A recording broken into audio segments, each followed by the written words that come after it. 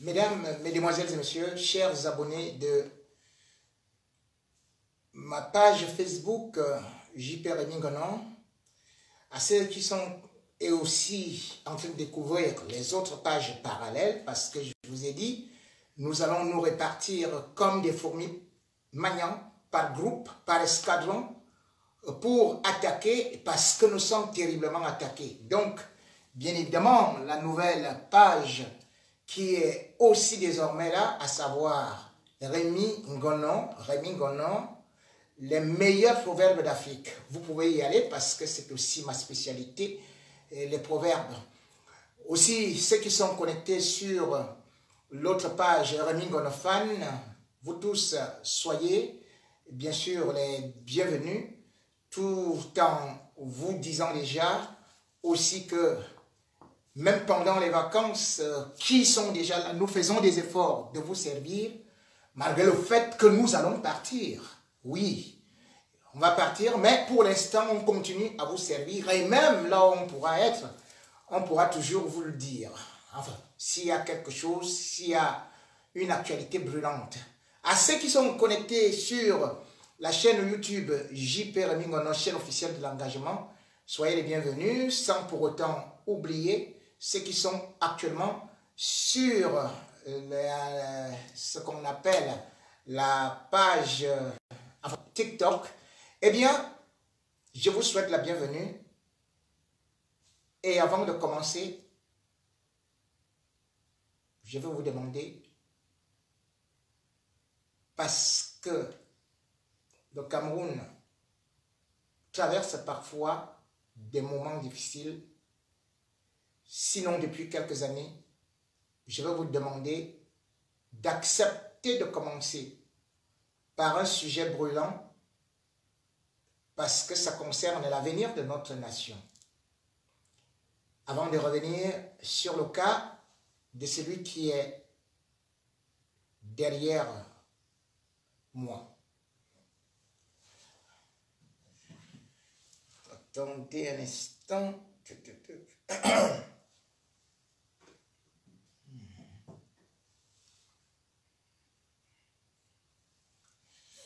Attendez un instant.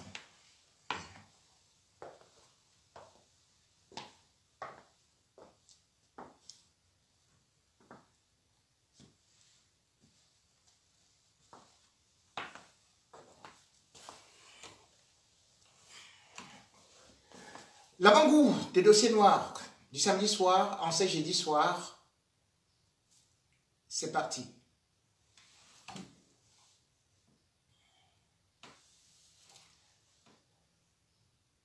La guerre est parfaite et bien faite lorsque personne ne revient vivant, disait Boris Vian. Aussi, le Nozo est devenu un cimetière où, même quand on fait semblant d'oublier, on se réveille en sursaut avec encore un lot de morts. Des morts dans l'armée du Cameroun, des morts dans les rangs des Amazoniens, des morts d'enfants, de femmes, d'innocents. C'était un jeune couple. Il venait à peine de se marier et il se promettait pour le meilleur et le pire. Il voyait l'avenir. Et surtout, il se disait qu'ils allaient faire beaucoup d'enfants. Ils n'auront pas eu le temps de faire ces enfants parce que le 16 juillet 2023, ils ont été abattus dans un quartier de Bamenda 1 comme des animaux. Marre de sang, des enfants, des femmes fuyant, une véritable catastrophe. Quand on est à Yaoundé, quand on est à Douala, quand on est à Paris, quand on est à Munich, quand on est à Washington, ou loin de ce terrain-là, on dit ça ne me concerne pas. Et pourtant nos frères, nos sœurs, ceux qui meurent, parce que chacun d'entre nous, depuis que la guerre est éclatée au nozo, est touché. Touché de près de loin, à travers un cousin, à travers un fils, à travers un neveu. Touché parce que même lorsque nous voyons seulement des images passer dans des réseaux sociaux, on ne peut pas rester en paix, on ne peut pas dormir en paix. Dans cette histoire, il y a eu beaucoup de morts, même si jusqu'à présent on n'a pas voulu donner le bilan officiel, mais on sait déjà qu'il y a eu plus de 15 morts. Le premier bilan donné par le ministère de la Défense parle de 9 morts sur place. Mais il y avait aussi des blessés graves qui ont fini par succomber. Personne d'entre eux n'avait une arme. Personne d'entre eux n'était du gouvernement. Personne d'entre eux n'était ambazonien. Mais ils font partie de ces gens qui n'ont demandé qu'à vivre en paix, mais que la guerre est en train de décimer parce qu'il y a un bras de fer entre le régime en place qui a refusé de négocier, les ambazoniens qui ont fini par prendre des armes, des groupes de bandits qui ont profité du chaos pour s'installer.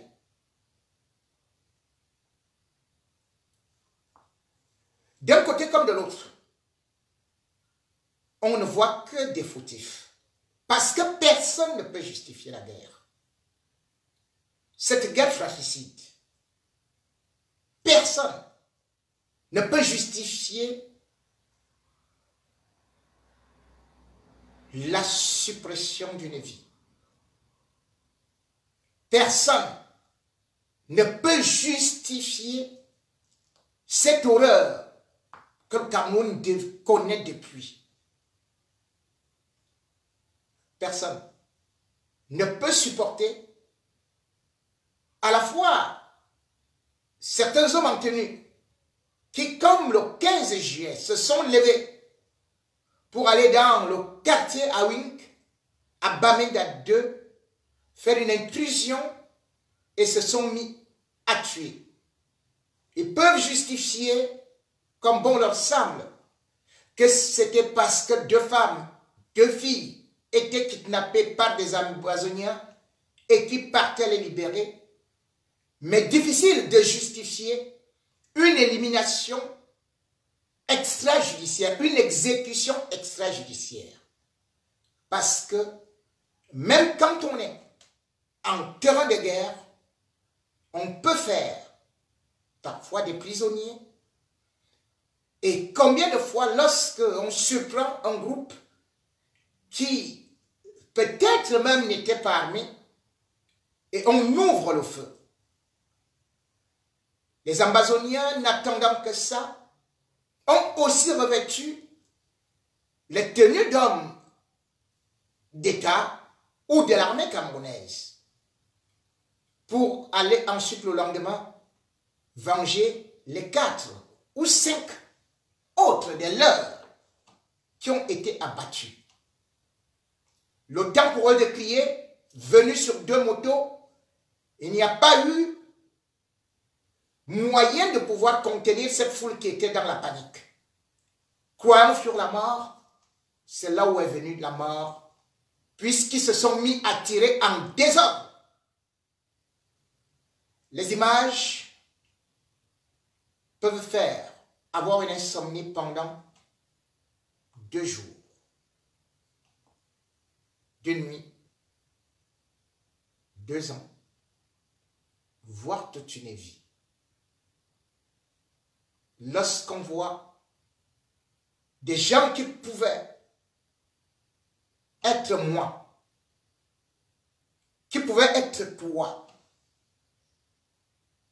mourir aussi, abattus comme des animaux, on s'est dit décidément, à quoi sert cette guerre? Quand va-t-elle finir?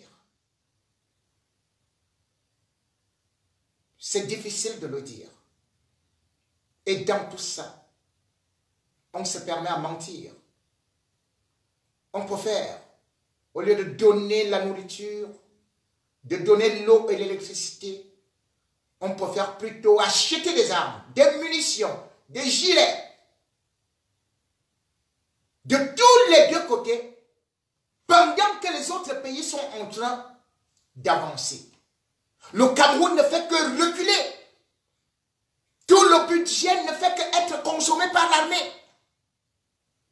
Oui, ceux qui dirigent l'armée et qui ne vont pas en guerre, qui envoient les enfants d'autrui, ne font que profiter. Et les chefs de guerre, eux également se font baptiser, et les généraux tels, et les colonels tels, pour faire la terreur dans les villages. Parce que nous ne pouvons pas passer comme si nous n'avions pas un cœur. Nous devons toujours souligner ça parce qu'ils veulent justement qu'on se dise que la guerre est finie. Vous vous rendez compte? En France, un seul adolescent a été abattu. La France a failli brûler. Tous les Africains commentaient. Tous les Camerounais postaient. Combien de Camerounais d'ailleurs ont mis « Je suis Bamenda » sur leur page? Combien ont mis RIP?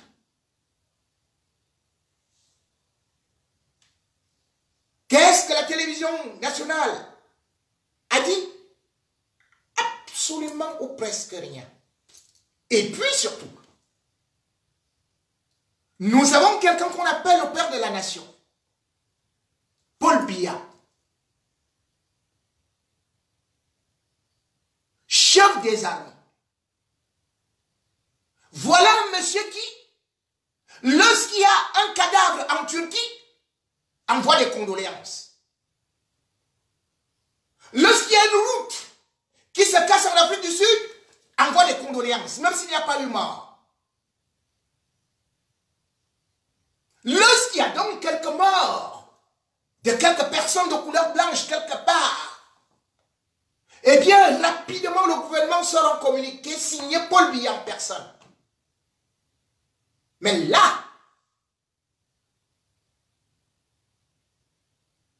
ça se passe chez nous. Paul Biya, jamais de condoléances. Bien au contraire. À la même époque, on se souvient, il y a de cela 3 ans, il était, 4 ans plus tôt, il était en train de dormir calmement à l'hôtel intercontinental. Les militaires tombaient. Parce qu'ils étaient au front contre Boko Haram. Pour nous faire croire que Paul Biya, lui aussi, se souciait des Camerounais. On avait fait un photomontage en prenant les cercueils des soldats camerounais avec des drapeaux et une photo de Paul Biya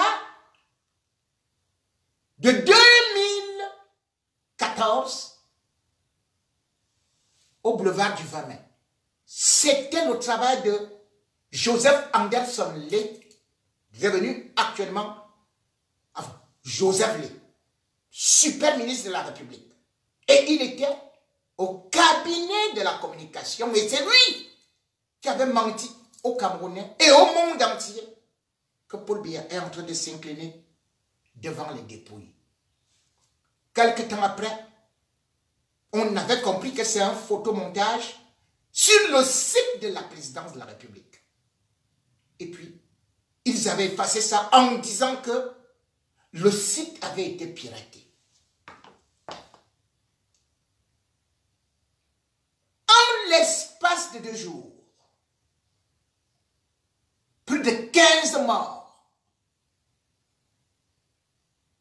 dans une guerre que lui-même a déclarée. Et il y a des veufs, des soldats. Il y a des orphelins, des soldats qu'il a envoyés au front. Et il y a des civils qui meurent. Mais lui, il est en train de se réjouir avec l'argent du contribuable camerounais à l'hôtel intercontinental. Même pas des discours, des drapeaux en berne. Même quand les soldats meurent. Et il n'y a jamais deuil national. Nous voyons ce qui se passe au Burkina Faso. Nous voyons ce qui se passe au Mali. On décrète le deuil national. On regarde ce qui se passe dans les autres pays. On ne peut pas avoir un tel carnage. Et un chef d'État n'envoie pas de condoléances, ne fait pas de messages. D'ailleurs, un chef d'État normal aurait fait une apparition publique, aurait fait un discours, aurait pu remobiliser les troupes, aurait pu consoler ceux qui ont été touchés, qui sont encore touchés, couchés à l'hôpital. Mais non, on préfère justifier une guerre folle, idiote, une guerre presque coloniale pour des intérêts des puissances coloniales. Puis cette guerre-là, la guerre du pétrole, c'est ce qu'il faut dire. La guerre des matières premières, elle profite à qui? Elle profite au régime, aux puissances étrangères, qui lui vendent des surpoids des armes. Nous y voici. Jusqu'à quand?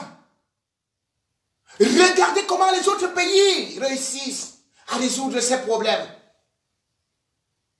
En Éthiopie, à peine la guerre de sécession a commencé, on a vu les dégâts que ça allait amener. Allez, on s'est assis sur la table avec des rebelles. Macky Sall qui a décidé de partir. On a vu comment est-ce qu'on a essayé de calmer les ardeurs des combattants de la Casamance, qui aussi sont des sécessionnistes. Mais là, au Cameroun, on se rend compte que non seulement l'armée aujourd'hui exacerbée, mais aussi les populations aujourd'hui ne comprennent pas le sens de cette guerre, parce que ces populations ont envie de voir leurs enfants grandir, comme nous le disons, nous francophones. Ils ont envie de voir leurs enfants grandir et non souffrir. Ils ont envie de voir leurs enfants partir à l'école. Ils ont envie d'avoir des hôpitaux. Ils ont envie de danser comme vous dansez le bikutsi, le makossa. Ils ont envie de vivre en paix chez eux. Puisque chez nous, lorsque nous sommes dans la région du centre, nous disons aux autres, rentrez chez vous.